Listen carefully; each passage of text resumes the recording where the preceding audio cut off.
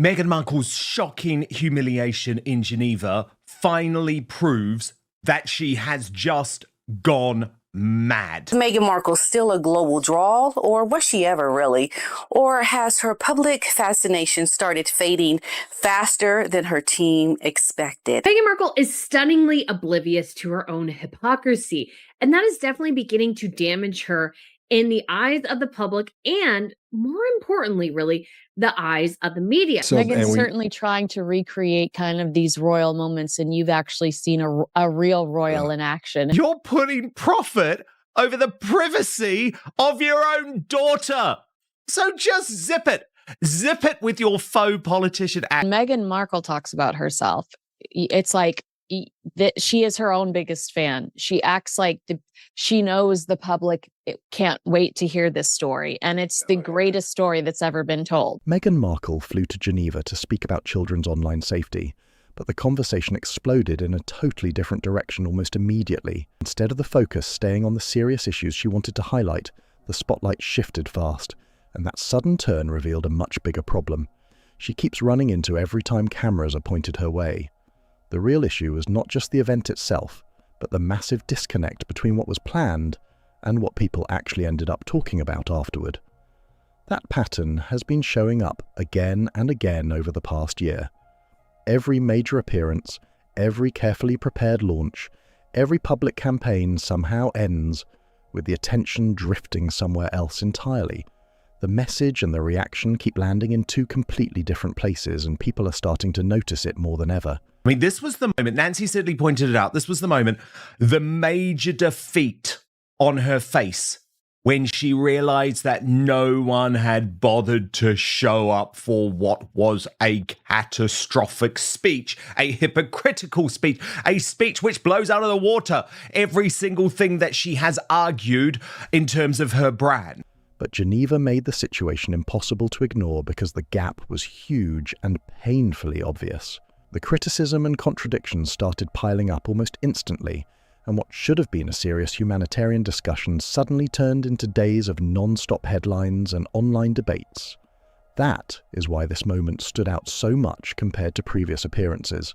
Today, we are breaking down exactly how everything unfolded, because this was not just one isolated controversy blowing up online. Several different problems crashed into each other at the same time, and together they created a full week of PR drama that kept growing with every new reaction. Meghan's mole pointed out that even the Sussex squaddies couldn't be bothered to go to Geneva to support Meghan Markle, and as J.E. May quite rightly added, take away the staff and media required to be there for work, and you'll be left with the flagpole. And of course, this does raise a really interesting point. As Resting Dollface said, nobody's there. Each issue made the others look even worse, and that chain reaction became impossible to stop once it started. What made the situation especially messy was how connected everything became. None of the backlash happened separately. One conversation sparked another, then another, until the entire event started spiraling away from its original purpose. The attention kept moving further from the humanitarian message and deeper into criticism, debate, and public scrutiny. And that is why Geneva became such a major talking point so quickly, despite all the advantages the event seemed to have going into it. It was the moment, the major defeat on her face when she realized that no one had bothered to show up for what was a catastrophic speech, a hypocritical speech, a speech which blows out of the water every single thing that she has argued in terms of her brand. On paper, this should have been a strong and meaningful appearance tied to a globally important issue. The event itself focused on the World Health Organization's discussions about children's digital safety. Meghan appeared beside WHO Director General Dr. Tedros Adhanom Ghebreyesus near Geneva's famous Broken Chair Monument, the giant sculpture outside the United Nations complex that people instantly recognize around the world. During her speech, she talked about dangerous algorithms, addictive social media design, artificial intelligence, and the growing pressure on governments and tech companies to create safer online spaces for young people.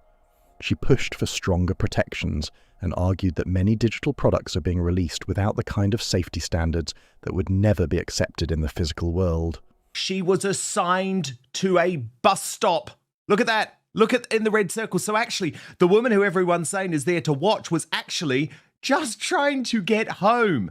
Meghan's mole pointed out that even the Sussex squaddies couldn't be bothered to go to Geneva to support Meghan Markle. She spoke about algorithm systems built to keep people hooked online, no matter the damage those platforms can cause. Meghan argued that governments around the world needed stronger cooperation and tougher standards to hold major tech companies accountable in ways current laws still fail to do. On paper, this looked exactly like the kind of global role she has been trying to build ever since stepping away from royal life. Serious, international, and tied to a major issue that matters to both parents and policymakers across different political sides. For years, the Archewell Foundation has been working hard to build that kind of institutional credibility. Relentless algorithms, exploitative engagement, and endless exposure to harmful content that they are not seeking out. I guess 4-year-old Lily didn't seek out her starring role in selling Meghan's outfit either, did she? The goal has clearly been to position Meghan and Harry not as former royals chasing public approval, but as established advocates involved in global conversations around child welfare, online safety, and public policy. The Geneva appearance was supposed to signal that this image had finally become fully established. Every detail of the event was carefully designed to support that message. The WHO partnership gave it authority. The Geneva setting added international weight. The subject matter was serious and emotional. Even the location near the United Nations complex helped create the feeling of importance and legitimacy. Look, let's come to the security implications. Nancy Sidley, the Sussex squad, is claiming the lack of crowds was due to security, thus saying the streets and sidewalks were closed off to build a perimeter around Meghan. But as she says, when you look at the video, there are people driving and walking by. There were also a lot of tourists taking pictures of the big chair behind Meghan. The entire setup was meant to look polished, focused, and aligned from every angle. But once videos from the event started spreading online, the speech itself quickly became background noise because social media locked onto something completely different. And before the week was over, 3 separate controversies had taken over the conversation, none of them connected to children's digital safety anymore. The first thing people focused on was the crowd, or what critics immediately claimed was the lack of one. Still, the full situation turned out to be more complicated than some viral posts were making it seem. As clips and photos circulated online, viewers started zooming in on the background and questioning how much public attention the speech was actually getting. Several videos showed people casually walking past, while Meghan was speaking without stopping or reacting. There's a street with cars behind her, no crowds, people walking by, not caring. Nobody cares about what Meghan Markle had to say. She posts her own kids online. And New York Vicky, I think, really got the mood of this one right by suggesting that Meghan Markle is the antithesis of the icon that she thinks she is. She is the grandiose narcissist who displays of self-worship are now and always have been farcical. And she zoomed in on the faces of those watching. Some pedestrians kept moving through the area like it was just another normal afternoon in Geneva. Cars continued driving nearby. Tourists wandered around taking photos. A handful of people appeared to be paying attention, but critics online argued many of them were probably connected to the event itself, including staff members, security, media crews, WHO officials and organisers. Meanwhile, the giant broken chair monument nearby, already one of Geneva's biggest tourist attractions, seemed to be pulling more spontaneous attention from visitors than the speech happening close by.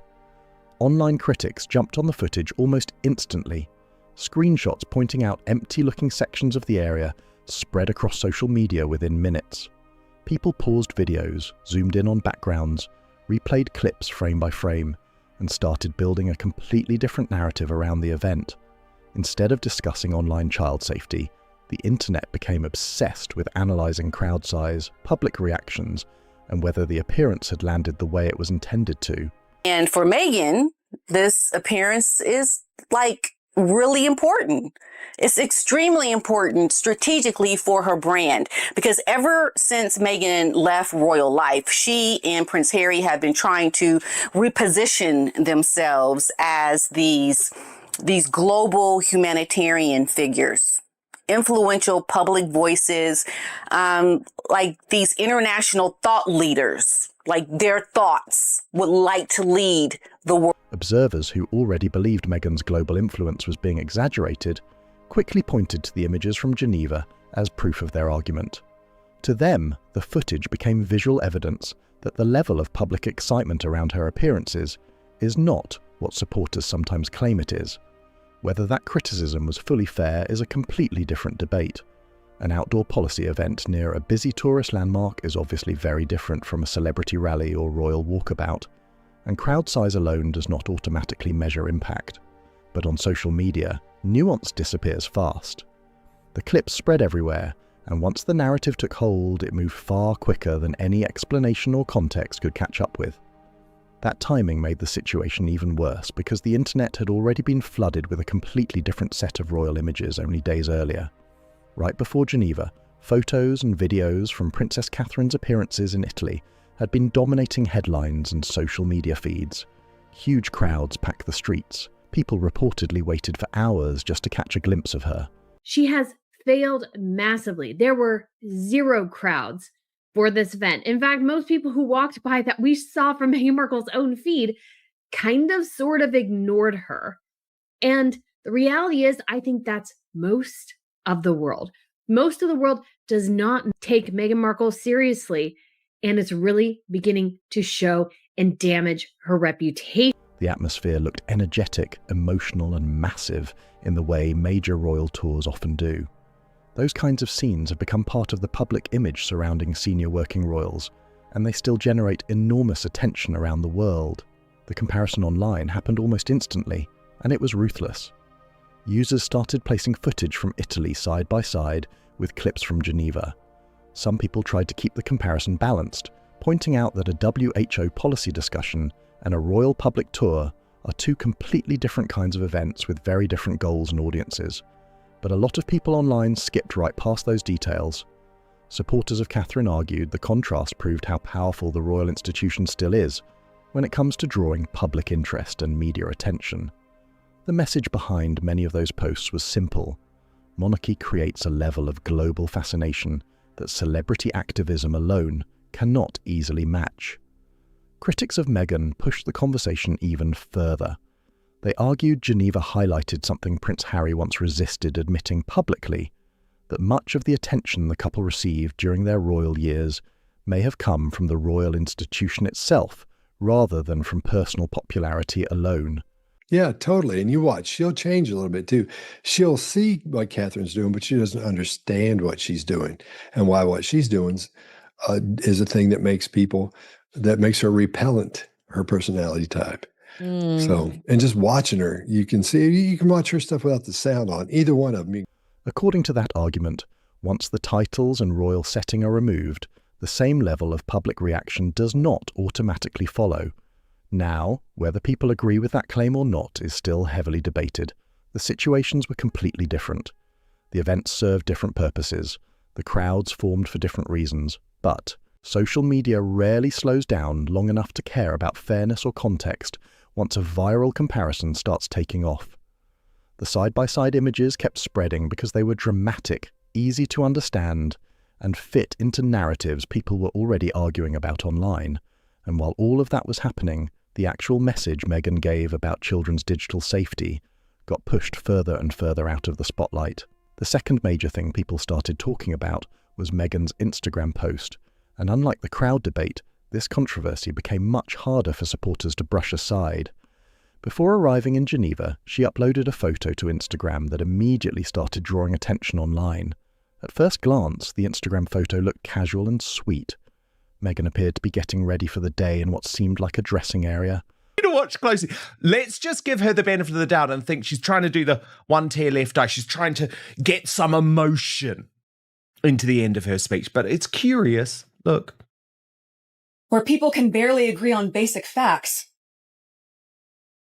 That beyond politics or party lines, beyond demographics, incomes, or ideologies, beyond race or religion, we could all universally agree on one thing. We want our children to be safe. Let our children look back at this moment and let them feel proud of us, that we chose something better for them and for us all. Thank you. No, I know you're probably just quite taken by the fact that she's there and there's the people and the cars and everything behind her. But what about the nose? If you missed it, just look again. We want our children to be safe. Let our children look back at this moment. Very intrigued. While her 4-year-old daughter Lilibet stood nearby, in a moment Meghan described as Mama's little helper. The post had the kind of soft, relatable celebrity parent vibe that usually performs extremely well online and pulls huge engagement from followers. But the internet did not treat the photo like a simple family snapshot for very long. People immediately started analysing every detail in the background.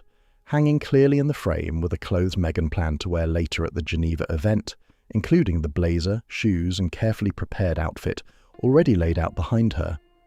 Critics argued the image did not feel spontaneous at all. To them, it looked carefully staged, with luxury fashion pieces intentionally visible while her daughter became the emotional centerpiece of the post. Now, nobody outside her team can know for certain what the intention behind the image really was.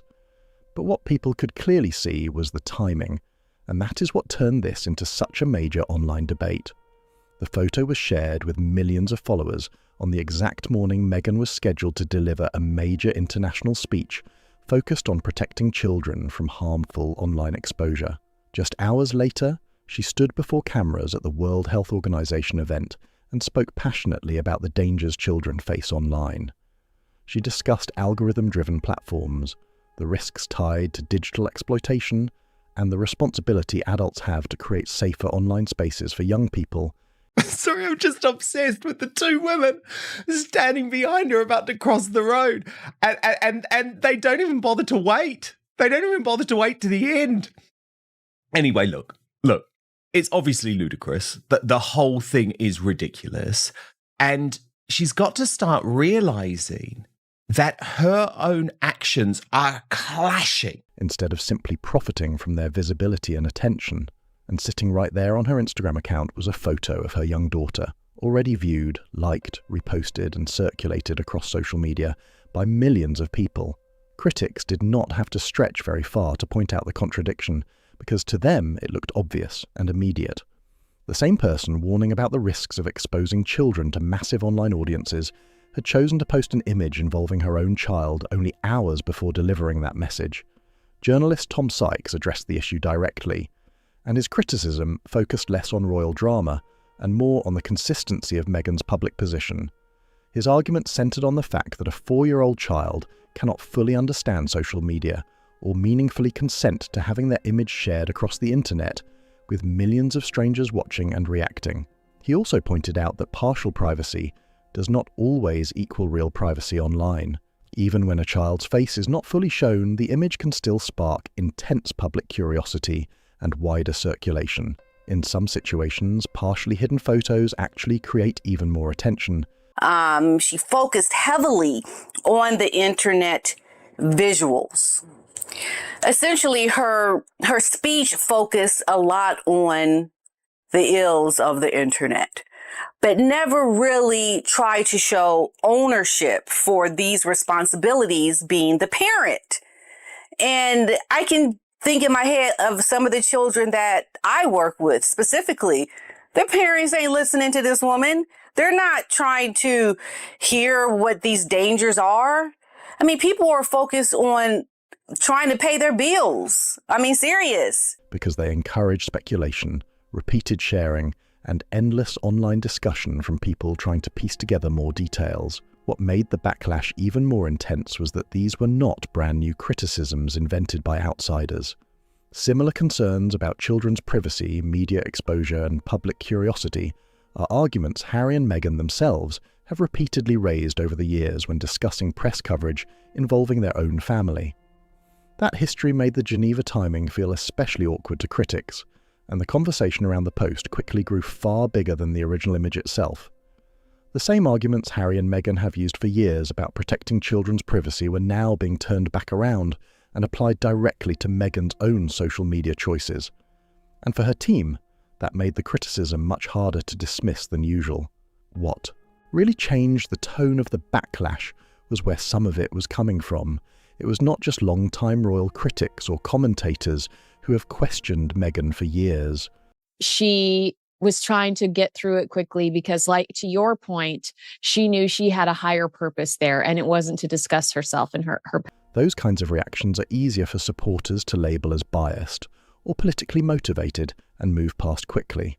This time, some of the criticism came from people who actually agreed with the broader message she was trying to promote about children's online safety. These were observers who took her concerns seriously, listened to her arguments, and then applied those same standards consistently to her own public behaviour.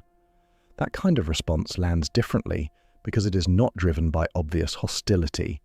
It is driven by people questioning whether the public message and the personal actions fully match up. And that created a difficult situation. When critics start using your own publicly stated principles to challenge your actions, pushing back becomes more complicated. Defending the behaviour can sometimes sound like weakening the original argument itself.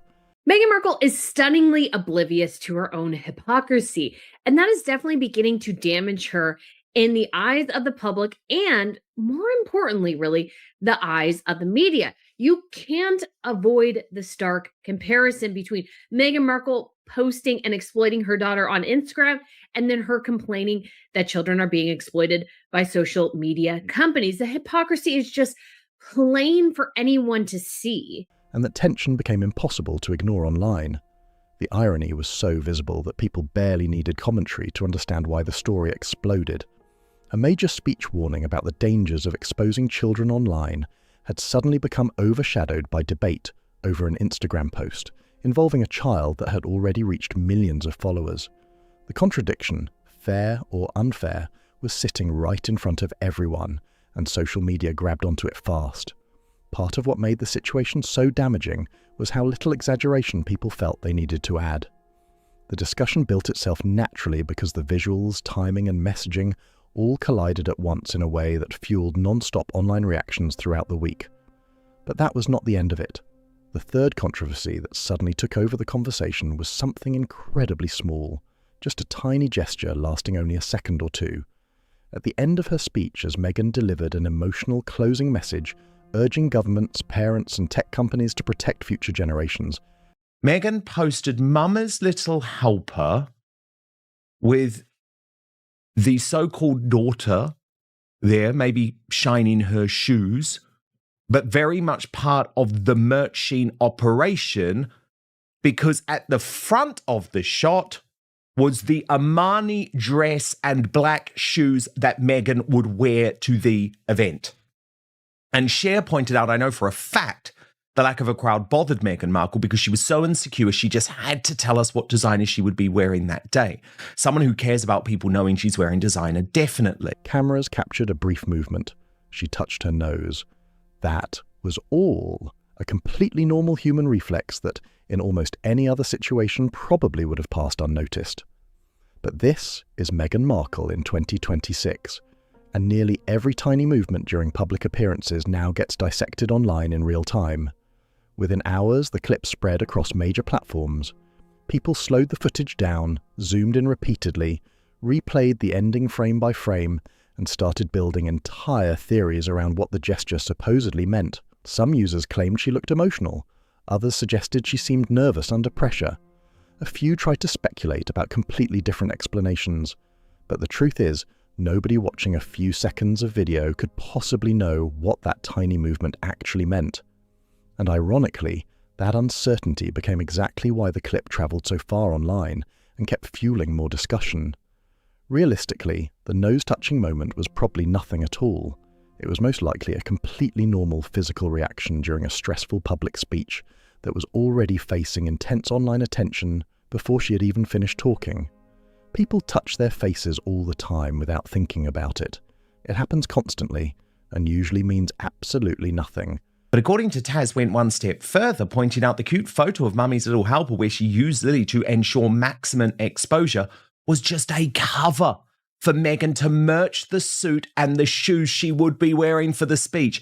Hence why the shoes and her jacket were angled perfectly at the front. She is despicable. But the timing could not have been worse. Questions about the crowd were already spreading online. The Instagram controversy was still blowing up across social media. Comparisons with Princess Catherine were everywhere. Then suddenly there was another clip for people to dissect, replay, slow down and debate non-stop. Yet again, attention drifted away from the actual message of the event. In a strange way, that tiny gesture ended up symbolizing the entire Geneva appearance. Every time the focus seemed ready to return to the serious topic of children's online safety, another distraction appeared and pulled the conversation somewhere else. First, it was the crowd discussion, then the Instagram post, then the royal comparisons, then the gesture itself. Each controversy on its own probably could have been managed without too much damage, but together they snowballed into a week where the original purpose of the event barely stayed at the center of public discussion. And eventually, once people finally started focusing on the speech itself, the content faced scrutiny. 2. On the substance, Meghan's core argument was clear and connected to a very real global debate happening right now. Talk about the preventable harms of children being online while also posting your children who cannot really consent, posting them online for public consumption, knowing, especially when it comes to your kids, that they're dissected and analyzed and sometimes mocked and bullied online. Governments around the world are already struggling with difficult questions involving social media rules for younger users, online age restrictions, screen addiction concerns, cyberbullying, algorithm-driven content, and the mental health impact digital platforms can have on children and teenagers. These are serious issues that many policymakers, parents, and researchers are actively trying to address. So, critics were not arguing that the topic itself lacked importance. Most agreed the issue deserves serious discussion. The bigger debate centered on how parts of the speech were framed, and where some listeners believed the conversation was heading beyond basic child safety concerns. Some sections discussing algorithm accountability, content moderation, and online platform responsibility sparked a more divided reaction. For many listeners, those points sounded like a logical extension of protecting children online, because recommendation systems and harmful content exposure are already well-documented problems affecting younger users. But others interpreted parts of the speech differently. To them, some of the language started moving into broader and more politically sensitive territory, about who decides what information people should be allowed to see online and how digital spaces should be regulated. That shift matters because it changes how different audiences respond to the message. A speech narrowly focused on protecting children from exploitation, online abuse, and harmful digital environments usually attracts support from a wide range of people across political and cultural lines. That Meghan Markle said social media companies exploit children for clicks and Meghan Markle, while at the same time admitting that she exploits her own children for social media clicks and money. Brittany adds she is a joke on this topic, and no one with active brain cells will ever take her seriously unless she lives by what she preaches, but she's too addicted to exploiting herself and her family for clicks and money to do anything else.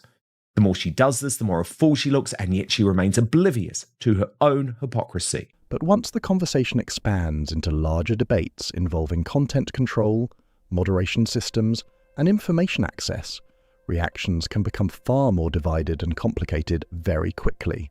Once the conversation moved beyond child safety and into wider debates about online content regulation, the situation became far more politically complicated. A speech focused strictly on protecting children usually brings together broad support from many different groups. But once discussions start touching on moderation policies, information control, and who decides what people can see online, the reactions become much more divided and controversial very quickly. The involvement of the World Health Organization added another layer to the debate too. Most people know the WHO for public health issues, like disease prevention, vaccines, medical systems, and global healthcare programs. Because of that, some observers questioned why the organization was stepping so deeply into discussions. She's so desperate for validation. She's so desperate to be taken seriously. And I'm sure this event is a pay to play. Harry and Meghan pay their PR company oodles and oodles of money to try to promote them to these things. So she probably wasn't invited. She asked to attend this, like she asked to attend most things because people aren't inviting her. And the thing is, that's a shallow enterprise. At some point, people are just not going to care. And we see this reflected here because this is not a movement, because nobody takes her seriously.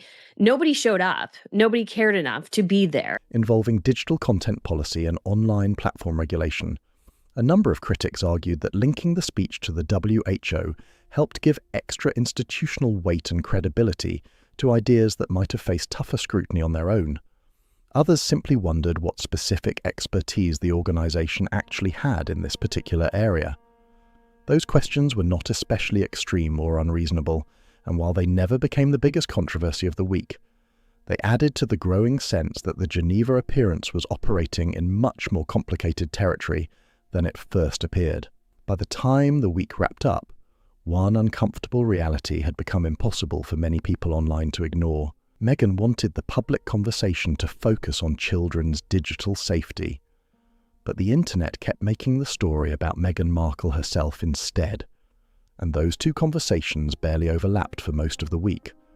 The issue she travelled to Geneva to spotlight ended up getting pushed into the background, while debates about her appearance, social media activity, comparisons and public image dominated headlines and online reactions. That disconnect became the biggest problem of all. What makes situations like this especially difficult is that every controversy started feeding into the next one in ways that normal PR strategies cannot easily fix. Now, Dr. Tedros, and I'm not going to bore you with it, okay? You can look at my other videos back in COVID days. Dr. Tedros is a very bad man, one of the worst men in the world. So the fact that he is really the only non-governmental organization boss prepared to lend his credibility and his organization's credibility to Meghan Markle and Prince Harry tells you something about Dr. Tedros, a completely corrupted figure in bed with terrible people. Harry and Meghan are just two of those terrible people. Trust me. I mean, this is a guy who is funded by the wrong people and has done terrible work. And his organization isn't really accountable to anyone. I mean, no politician would want the most unpopular woman in the world fronting one of their projects. So I just want to explain why the World Health Organization might want. Responding to crowd criticism only keeps attention on the crowd discussion longer. Explaining the Instagram post extends debate about the apparent contradiction. Addressing the viral gesture clip gives people another reason to keep replaying it and talking about it for days. And that creates a frustrating cycle where almost every attempted response risks making the original controversy even bigger. Standard crisis management tactics like denials, clarifications, or counter-arguments often backfire because they require reopening the exact conversation the public attention was already locked onto. At that point, the only thing that really changes the narrative is time, consistency, and a long stretch where actions and public messaging stay closely aligned without new distractions constantly interrupting the message. That is not something any single speech, appearance, or carefully planned event can solve overnight. It requires a level of long-term consistency that critics argue still has not fully taken shape yet. And that may be the clearest takeaway from the entire Geneva week. Not that the event itself was some isolated disaster, but that it exposed a much deeper and more complicated issue that no single appearance can realistically fix on its own. The real problem goes beyond the simple idea that Meghan creates controversy. That explanation is too basic and misses what is actually happening underneath all the headlines. What Geneva revealed is that Meghan is now operating through several different public identities at the exact same time, and those identities are starting to clash with each other more openly whenever she steps into major public events. None of those individual roles are automatically damaging by themselves. The problem is how they collide all at once. Each version of her public image creates its own tension, and during moments like Geneva, all those tensions suddenly become visible together. First, there is Meghan, the global humanitarian advocate. This is the version speaking at international events, standing beside world leaders and major organizations, discussing children's safety, technology risks, and broader global issues. This image positions her as someone who belongs inside serious policy conversations involving governments, institutions, and vulnerable communities around the world. But in a few minutes, we see these children around Catherine. And you will remember what was going on with the children around Meghan, and we'll be able to see a huge difference there. Huge difference there. The first one is Catherine responding to a huge crowd. And again, I read that description about this being Catherine's first solo visit because that does have to be intimidating when you've spent the last few years on, international, I should say, solo visit, when you've spent the last few years recuperating, recovering, and also healing from some pretty mean people online and some pretty ugly conspiracy theories.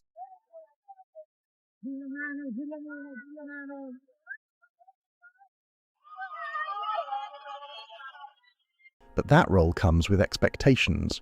It requires credibility, detailed substance, and visible consistency between public values and personal behavior. People have to believe the messenger fully aligns with the message being delivered. Then there is Meghan, the lifestyle figure and social media personality. This version includes carefully curated family photos, fashion reveals, polished online content, brand-friendly imagery, and the kind of posts designed to keep public interest and commercial relevance alive. That side of her image depends heavily on visibility and emotional connection with audiences online, and that creates tension because lifestyle branding often requires sharing parts of private life publicly in ways that humanitarian advocacy sometimes warns against. The same online exposure that helps build a lifestyle brand can suddenly conflict with messages about privacy, safety, and digital responsibility. Then there is Meghan, the celebrity figure, the version of her that exists inside years of non-stop public controversy and media debate. That includes everything tied to the Oprah interview, Netflix projects, Prince Harry's memoir, palace disputes, former staff allegations, and the larger ongoing Sussex versus royal family narrative that follows almost every appearance she makes. This part is not necessarily something she actively chooses anymore. It is simply the environment surrounding her public image now, and it shapes how audiences interpret almost everything she does, whether she intends it or not. And the biggest challenge is that all three versions now exist side by side in a way that is becoming harder to balance. The humanitarian advocate can lose credibility when lifestyle content takes over the headlines. I mean, we have Catherine just in Italy and commanding huge crowds. And I can only imagine that Meghan strategically planned this trip alone once she knew Catherine was going to Italy alone. She wanted Catherine's trip to Italy to outshine her. I can almost imagine that being part of her sentiment, wanting to do that, because we know that's what she does. Okay?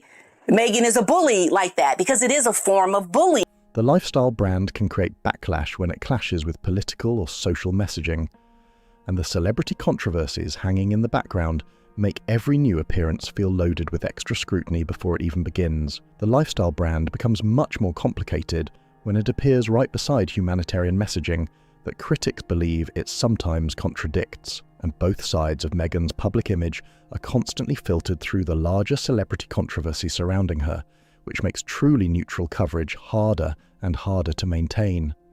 That is what made the Geneva week so revealing. The event was supposed to prove that Meghan could step fully into the humanitarian and policy space without the other parts of her public image taking over the conversation. The goal seemed clear: keep the focus on children's digital safety, avoid distractions, and present a serious international appearance centered completely on the issue itself. But that did not end up happening. Instead, the Instagram post became part of the story. The public scrutiny became part of the story. The comparisons, the viral clips, and the online debates all became part of the story too. And once all those conversations collided at the same time, the actual humanitarian message struggled to stay in the spotlight. The week seemed to show that, at least right now, the different sides of Meghan's public identity are still too connected to operate separately. The humanitarian advocate, the lifestyle personality, and the global celebrity figure all arrive together whenever she steps into a major public event, whether intended or not. That does not mean the issues she raised are unimportant. Children's digital safety is a serious topic that governments, parents, schools, and tech companies around the world are actively struggling to address. Concerns about online exploitation, harmful algorithms, cyberbullying, and unhealthy digital environments for young people are real discussions happening globally right now.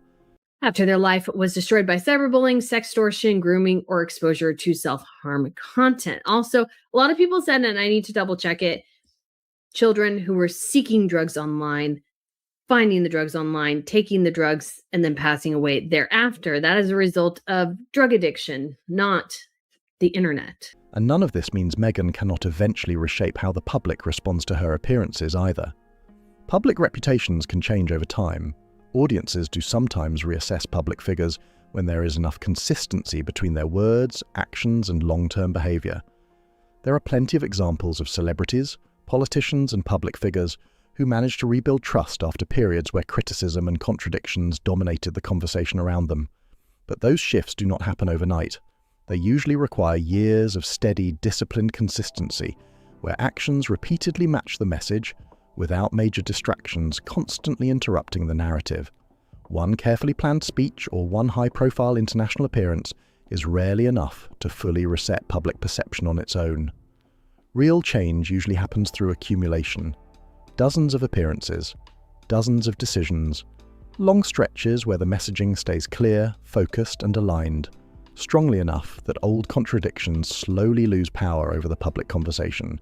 And that may be the most accurate way to understand the entire Geneva situation, not as one isolated failure, but as a moment that exposed a much larger structural challenge that still has not been fully solved. So now the big question is this: do you think Meghan can eventually separate her advocacy work from the controversies that keep pulling attention back onto her personally? Or has the public narrative around her become so deeply established that every major appearance will continue following the same pattern? And if you believe she can shift the dynamic, what would that actually need to look like moving forward? Drop your thoughts in the comments below, because this debate is definitely not slowing down anytime soon. And if you enjoyed this breakdown, make sure to like the video, subscribe to the channel, and share it with anyone following the royal drama and media fallout surrounding Geneva. Every like, comment, and share seriously helps the channel grow. See you in the next one.